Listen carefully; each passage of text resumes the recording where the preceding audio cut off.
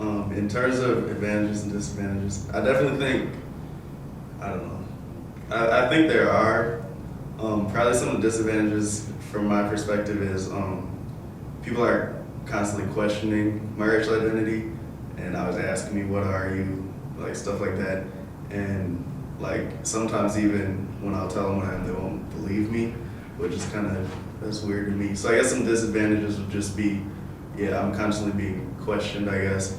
And I don't know, because like personally I'm proud of being biracial and stuff, and sometimes I guess I let people know that. And I don't know, some of my friends, like regardless of whether or not I've spoken in that way, they feel like, well, some of my, they'll feel like I have I don't know, like almost feel like superior, I guess, because I'm not exactly even sure why. But I guess that'd be a disadvantage as well, 'cause like, I guess just being prejudged because I am biracial. Advantages, I don't know, I think it's just having like pride in my culture and stuff, and I think that's the same for every race. And just, I don't know, being able to be who I am. And some people may say, I guess, that an advantage would be being able to, I guess, go back and forth, which isn't always the case, but I guess that could be an advantage as well. I'd say that being biracial has many advantages, many disadvantages. It definitely makes a difference in my life. That being said, I wouldn't change it for the world. I love the fact that I am me. But I definitely say that it's interesting, very interesting, and it's an interesting position to be in. I'd say that some of the disadvantages are never fully fitting into one group. So I can flow, like I was saying before, I can flow in and out of groups a little more easily than certain people could of a single race. But I would say that it's like, kind of like, what animal can I think of? Chameleon. I don't know, a frog who's, in water, in land, can go back and forth, but where does he really belong? Nobody knows. So that's one of the things I'd say. Also, I'd say culturally, just in the United States, the interesting thing I find myself in is like lighter skin has always been highly valued by the law, period. But I've never really embraced that, and I always, for some reason, I've always wanted to be darker and be accepted as being black. And I think that like a lot of people still see this light skin as being something that's like to be worshipped and something that's so great. And there's a lot of guys that I know, that I knew in high school, know still now, that would maybe they wouldn't date white girls but wouldn't date black girls, or they would date mixed girls because like, okay, she's black but she's light, so which automatically, of course, would make somebody cute. And I don't know, I just always thought it was the weirdest thing, because it's like you want me and hate me for the same reason. And I don't know, it's just an interesting position to be put in, just all the baggage that comes along with certain things. And it's like, well, do you accept that? Do you reject it? I don't know. I have to say that I have used my skin color in the past to get myself ahead in certain places. And, I guess I have to live with that. But it's definitely it's a weird place to be.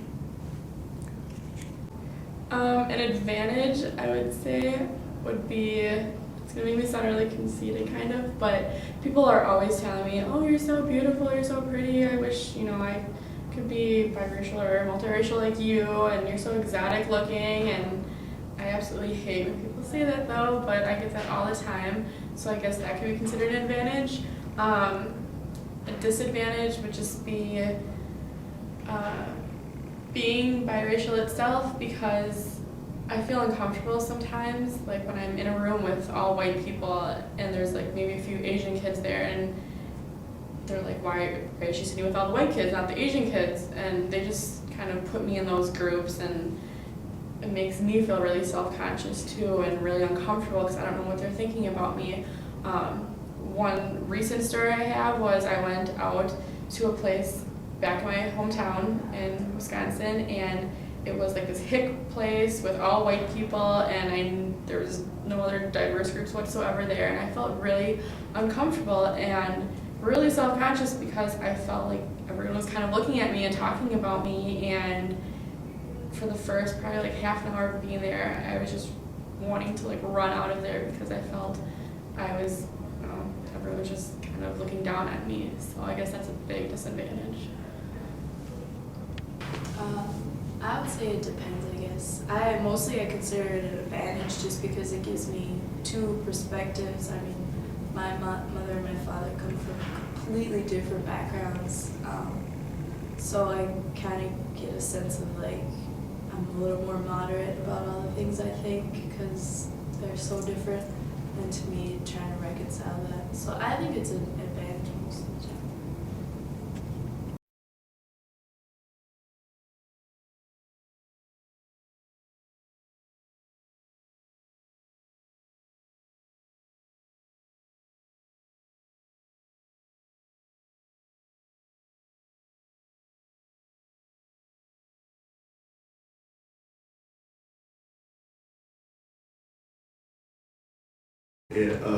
Me and some friends of mine have like a little joke about we're the other box kids because we have been faced with that situation. But I know when I applied at Target, there was no other box and it was check one. So I posed the question to the lady who was having me fill out the form, and she said there was no choice. I had to choose one, and that was, I don't know, that's difficult, I guess, because it's just like an inner fight with yourself.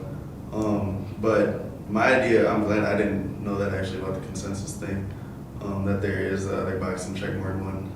And I don't know why that's not universal. I think it should be.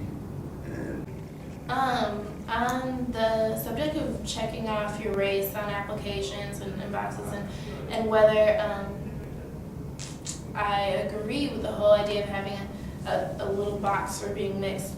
I have to say, one of the things that always annoyed me was when it said check one and then you have to choose, like, do I choose? And I always felt as though, I was always identifying more with Black culture, but I always felt as though, I never felt as though I was choosing between two races and what I identify more with. I always felt as though I was choosing between my parents.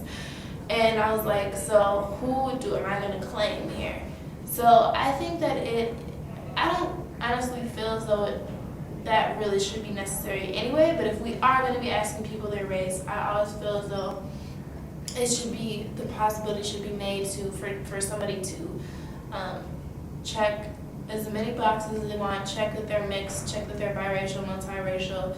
I feel like that's incredibly important. It's very important to me because even though I'm not, I don't know too many other Hispanic people, I definitely, want to embrace my mother and my mother's culture, my mother's family, and I can't ignore that they're a part of me. So that's definitely something that